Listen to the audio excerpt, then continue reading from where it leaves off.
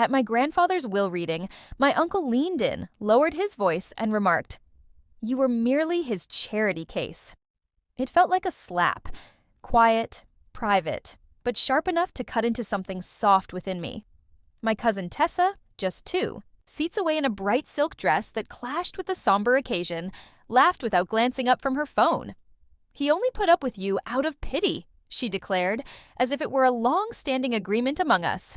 I stayed silent, unmoved. Silence was our family's armor. Speaking up only led to suffering. I learned that lesson early on.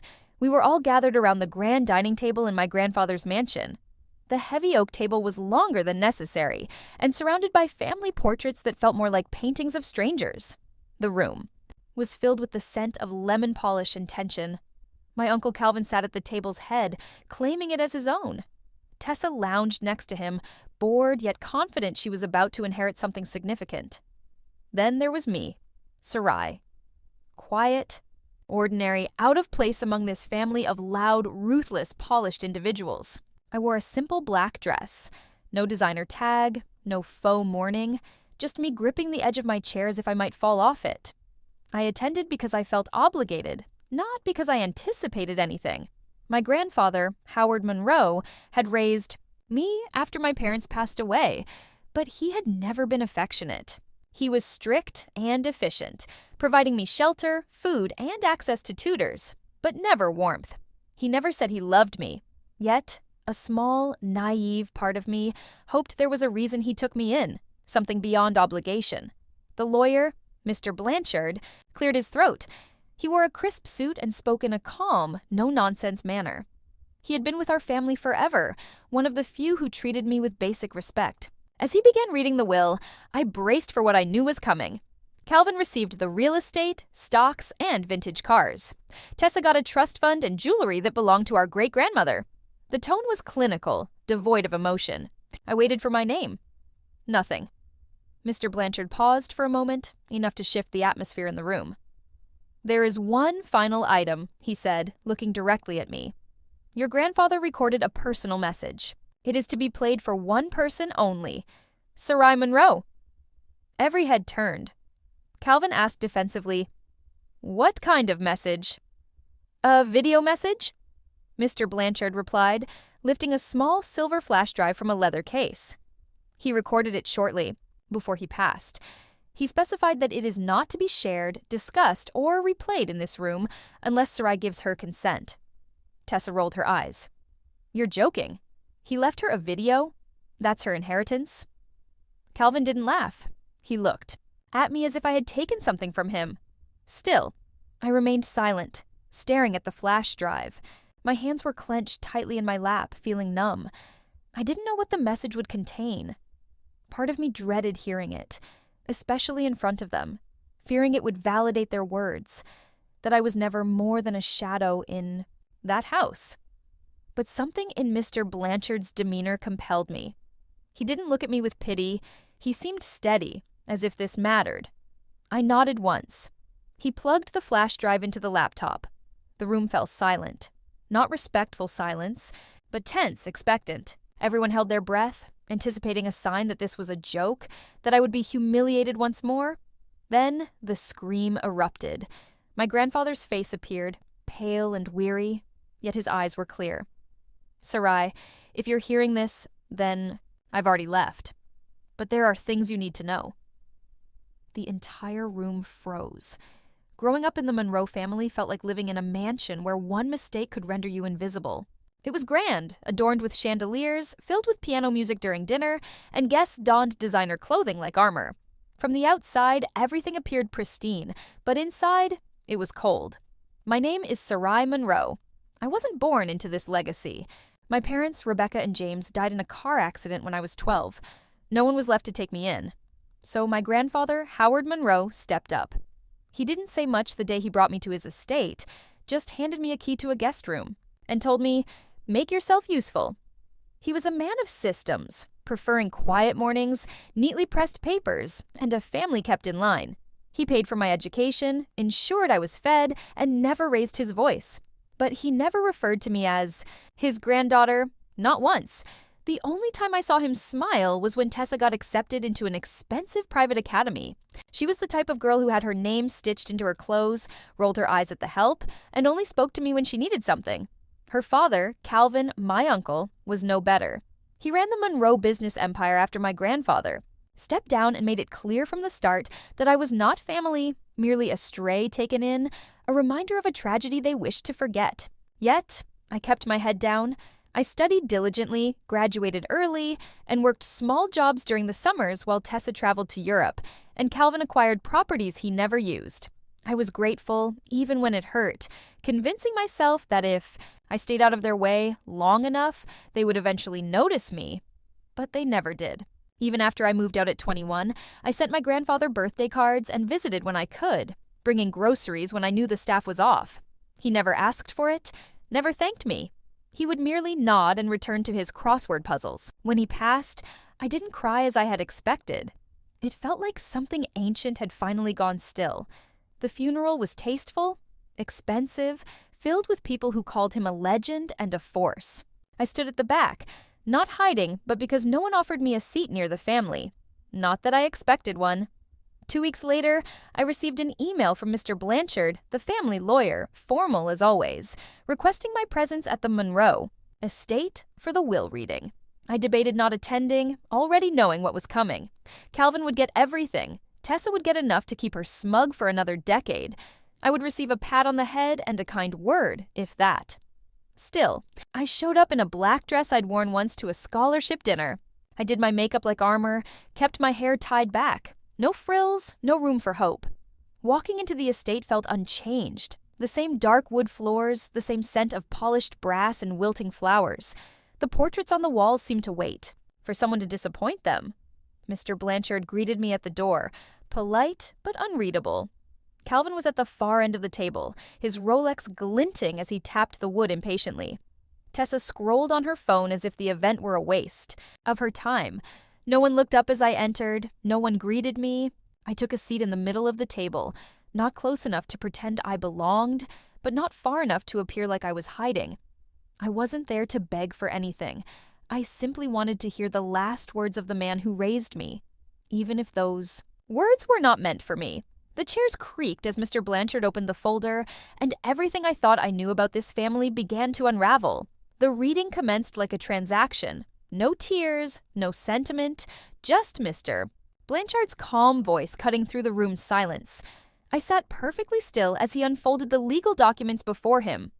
"To my son, Calvin Monroe," he began, "I leave full ownership of the Monroe Properties portfolio, the Eastwood cabin, and the contents of my safety deposit box at First Federal Bank." Calvin remained impassive, arms crossed as if he had anticipated this outcome. He nodded slightly, confirming what he believed was already his. Mr. Blanchard continued, "To my granddaughter, Tessa Monroe, I leave the family jewelry, the contents of the Aspen storage unit, and the remaining assets of the Livingston Trust." Tessa looked up from her phone long enough to smirk, glancing at me as if she wanted to laugh but refrained. The message was clear. Calvin received the power, Tessa the glamour, and I waited. Mr. Blanchard paused, flipping to the final page. My heart raced. I told myself not to expect anything, but it still stung to sit there like an outsider who had wandered in. "There's one final instruction," he said, his tone shifting slightly. "Howard Monroe left behind a personal message, a video recording. It is addressed solely to Sarai Monroe." That was when Calvin slowly turned his head, his expression unchanged but his eyes narrowing. Tessa stopped scrolling. "What kind of message?" Calvin asked, his voice calm but tense. "A video," Mr. Blanchard replied. "He recorded it in the final week of his life. He was very specific. It cannot be shared or discussed. It is for Sarai and Sarai alone." "A message?" Tessa scoffed, her tone laced with sarcasm. "That's all she gets? Not even a keepsake? She's barely family," Calvin added, asserting that he had provided for me. I remained silent, my gaze fixed on the table, tracing the wood grain with my fingertips as if it might anchor me. "I believe Mr. Monroe's instructions should be honored," Mr. Blanchard said, holding up the silver flash drive. "The message can be played now, but only with Sarai's consent." Calvin leaned back, a smile creeping onto his face as if he already knew what was coming. "Go ahead then," he said. "Let's hear what old Howard had to say to his little charity case." Tessa snickered. "I swear, if it's some speech about hard work and keeping your chin up, I'm walking out." I could feel their words trying to pierce me, but I refused to react. That was the only power I ever had in this family, not giving them the satisfaction of seeing me break. I nodded once. Mr. Blanchard plugged in the flash drive. The room fell silent. No one shuffled, no one cleared their throat. Even the air felt still, as if the house itself were holding its breath. The screen lit up, revealing my grandfather's face, thinner than I remembered, but with sharp eyes. He wore his usual navy sweater and looked directly into the camera. "Sarai," he began, "if you're seeing this, I'm gone." The sound of his voice filled the room, and everything shifted. No one spoke. Calvin's smirk faded, and Tessa sat up straighter in her chair. He didn't sound fatigued or formal. He sounded like a man with something genuine to convey. "I never said much while I was alive," he continued, "but there are things I need you to hear. Things I should have told you long ago." I felt frozen, palms damp, jaw tight. I didn't know what was coming, but I sensed its weight already. Across the table, Calvin's gaze shifted to mine. He no longer looked smug, but wary. Just like that, the power in the room shifted. For the first time in my life, everyone was silent, listening to something meant only for me. I didn't remember breathing as the video played. My grandfather appeared to speak directly to me, as if he had waited a lifetime to finally express himself freely. "Sarai, you were never meant to be a burden," he said. "You were the only one who never asked for anything." I heard someone shift behind me. Tessa crossed her arms, and Calvin looked uncomfortable. I stayed still. "You were 12. When you arrived here," my grandfather continued, "your parents were gone. I wasn't ready for another child in the house, especially after everything with Calvin's mother. But I took you in because your father was my son too, even if I never acknowledged it publicly." My grip on the chair tightened as I felt my pulse in my ears. There was a ringing, but I didn't look away from the screen. "Yes, Sarai, your father, James Monroe, was my son. I loved him, but he wasn't born in marriage. It was the 60s. Things were different then. I was young, foolish, and afraid of ruining the Monroe name. I made a mistake. I let society dictate what kind of father I could be." A gasp escaped from Tessa. Calvin remained silent, but his face flushed. "I didn't raise James. I failed him, and when he died, I saw a second chance in you. I couldn't express it. I didn't know how to be open, but I observed. I saw you every day. I saw how hard you worked. I saw you prioritize this family when no one ever did for you." My eyes burned, but I held back tears. I couldn't cry here, not yet, not in front of them. "You covered for Calvin when he misused company funds to bail out that failed startup? I know about it. You paid part of the accountant's silence fee with your own college fund." There was a sharp sound as Calvin's chair scraped the floor as he leaned back, looking at me as if I were a stranger. Tessa appeared confused. "I didn't protect you the way I should have," my grandfather confessed. "I allowed you to be treated like a guest in your own home. That is my greatest shame. So, I did the one thing I knew would make a difference, even after I'm gone." Mr. Blanchard pressed pause. I blinked, bewildered. "There's more," he said, standing, slowly. "But before we continue, I need to state something for the record." He retrieved a slim black folder from his briefcase. Several years ago, Mr. Monroe initiated a legal adoption. It was finalized. Sarai Monroe is legally his daughter. She is his sole direct heir. Calvin shot up. "This is a joke," he exclaimed, his voice escalating. He was senile. That wasn't real. That was never mentioned. Mr. Blanchard remained unfazed. He filed it himself. There are notarized signatures. It is binding. Tessa stared at me as if trying to reprocess every conversation we'd ever had. Calvin leaned in, gripping the edge of the table. "You knew about this?" he demanded. "No," I replied, my voice steady. "I didn't." And that was the truth. I never knew any of it. I never imagined he would go through legal steps to claim me as his own. I thought I was just someone he kept around out of guilt. But now, the entire foundation of my identity was shifting beneath me. As the legal heir, Mr. Blanchard continued, Sarai now holds majority control of Monroe Enterprises. The estate's main residence and corporate voting rights transferred to her as per Howard Monroe's final will. The air felt thick. Every eye in the room was on me, not with pity, not with amusement, but with something akin to fear. I was no longer the girl in the corner. I was the daughter, the heir, the one person Howard Monroe had entrusted with everything. I turned back to the screen. My grandfather's face remained still, frozen mid-thought before the final segment would play. I nodded. Keep playing it. Now I needed to hear everything. Mr. Blanchard pressed play again, and my grandfather's voice returned, steady but heavier. He wasn't just leaving behind instructions. He was finally telling the truth. I built Monroe Enterprises with one goal in mind: legacy. I thought that meant wealth, properties, the Monroe name on buildings. I was wrong. He paused to breathe, not out of weakness, but deliberation. Legacy is not in the things we leave behind.